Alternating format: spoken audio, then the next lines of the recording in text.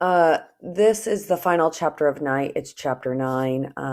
If you're following along in your book, it may be on pages 107 to 109.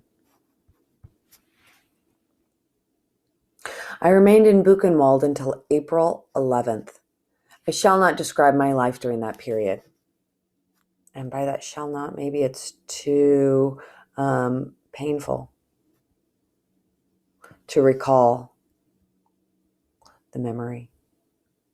Right? This is immediately after Elizer's father's death.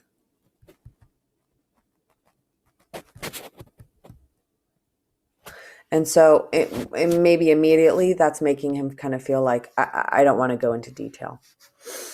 It no longer mattered, right? And maybe that's because his father died. And so now it's only Ellie. Since my father's death, nothing mattered to me anymore. I was transferred to the children's block where there were 600 of us. From earlier, there were, tens of thousands. Right? That's crazy that there's 600 left. The front was coming closer, right? So the relief, the freedom, the people who are going to liberate them. I spent my days in total idleness with only one desire: to eat. I no longer thought of my father or my mother. The only thing that's important to him is eating.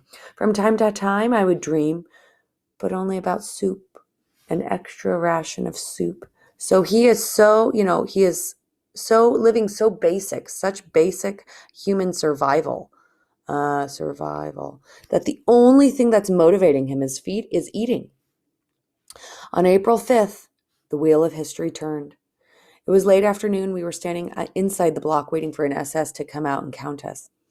It was late, and such lateness was unprecedented in this history of Buchenwald. Oops. I guess that's not going to work. Unprecedented meaning it hasn't happened yet. Something must have happened, right? To have such lateness. It's unprecedented lateness. 2 hours later, so that's very late, the loudspeakers transmitted an order from the camp commandant. All Jews were to gather in the apple paths. This was the end. Hitler was about to keep his promise, right? And his promise was to eliminate the entire Jewish race. The children of our block did as ordered. There was no choice. Gustav, the Blockstead, made it clear with his club. But on our way, we met some prisoners who whispered to us, "Go back to your block. The Germans plan to shoot you. Go back and don't move." We returned to our block. On our way there, we learned that the underground resistance of the camp had made the decision not to abandon the Jews and to prevent their liquidation. Right? So that's giving them, survival, life. And as it was getting late and confusion was great, right? Go to the block. No, don't go to the block. You're going to get shot. It's back and forth, kind of saying, what do we do? Countless Jews had been passing as non-Jews, and the Lagerstead had decided that a general roll call would take place the next day. Everyone would have to be present. The roll call took place, and the Lager commandant announced that Buchenwald would be liquidated, gone. 10 blocks of inmates would be evacuated every day, and from that moment on, there would be no further distribution of bread and soup. Oof. And the evacuation began. Every day, a few thousand inmates passed the camp's gate and did not return. But every day, and there's still no food, is still harsh. When they're so hungry and all Elie Wiesel is thinking about is food, his only desire is to eat. On April 10th, there were still some 20,000 prisoners in the camp, among them a few hundred children. It was decided to evacuate all at once. By evening.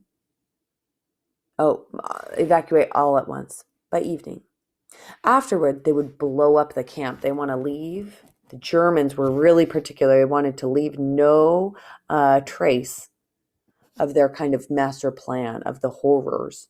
And so the Germans and the Nazis really did blow up lots of camps in order to kind of hide the evidence as much they could.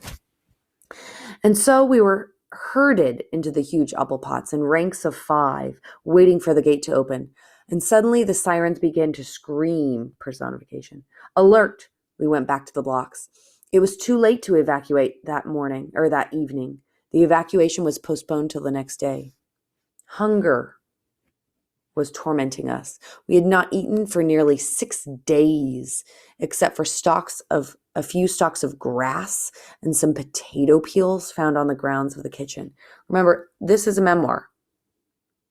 This is, based on fact. And this is a 16-year-old boy. At 10 o'clock in the morning, the SS took positions throughout the camp and began to herd the last of us toward the apple paths. Notice all that use of herd is also used to dehumanize. The resistant movement decided at that point to act. Armed men appeared from everywhere, bursts of gunshots, grenades exploding. We, the children, remained flat on the floor of the block. The battle did not last long. Around noon, everything was calm again. The SS had fled and the resistance had taken charge of the camp. At 6 o'clock that afternoon, the first American tank stood at the gates of Buchenwald. So it was, even though there was word of the Russians liberating them, it was ultimately the Americans who liberated Buchenwald. And our first act as free men was to throw ourselves onto the provisions, right? That's the food. That's all we thought about.